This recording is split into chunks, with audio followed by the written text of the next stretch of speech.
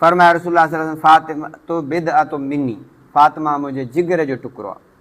फमन अग़दबहा अग़दबनी, जेको बीबी फातिमा खे जंहिं कावड़ायो तंहिं मूं मदीने वारे मीर खे कावड़ायो।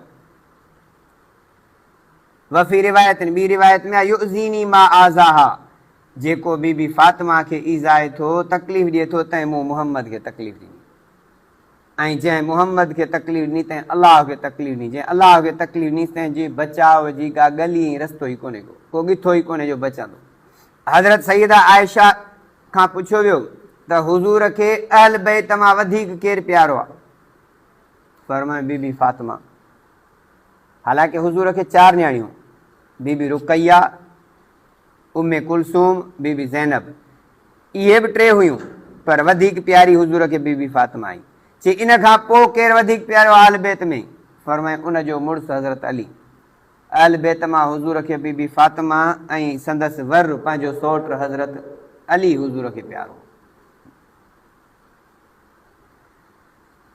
हिकिड़े दफ़े हज़रत अली ऐं हज़रत अब्बास रज़ी अल्लाहु अन्हुमा आया हुज़ूर वटि। चई असां तव्हां खां हिकिड़ी ॻाल्हि पुछण लाइ गॾिजी आया आहियूं, ॿुधायो। चई असां इहो पुछण आया आहियूं त तव्हांखे सभ खां वधीक प्यारो केरु आहे?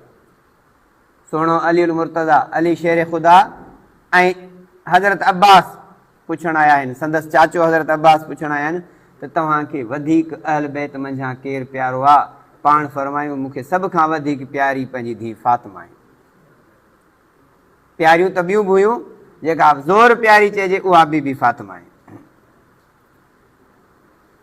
हुज़ूर सल्लल्लाहु अलैहि वसल्लम वटि जॾहिं बीबी फातिमा ईंदी हुई, पाण बीहंदा हुआ हुनजी इज़त एतिराम में, हुनजे हथ खे चुमी ॾींदा हुआ, पंहिंजे मसनद ते पाण सां गॾु विहारींदा हुआ।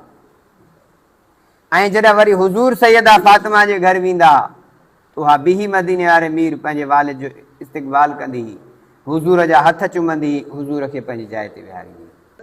बीबी फातिमा जो हज़रत अली सां निकाह कीअं थियो? इहो बि मरहून मिन्नत आहे हज़रत अबू बकर उस्मान उमर जे।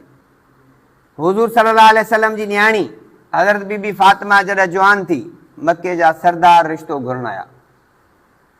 असां वटि जो कंहिंखे नियापो करे को वज़ीर, को मिनिस्टर, को MNA MPA, को वॾो जागीरदार हुआ, तव्हां खां धीउ जो रिश्तो था घुरूं, ख़ुशीअ में मापंदो न, चवंदो बड़ा वॾे घराणे मंझां आयो आहे, मूं वटि रिश्तो, ॾेहनि खे पियो ॾसु ॾींदो। हुज़ूर वटि जॾहिं मके जा सरदार आया संग घुरण त हुज़ूर चयो फातिमा जो जी शादी आहे अलाह जे हवाले, जीअं रब चाहे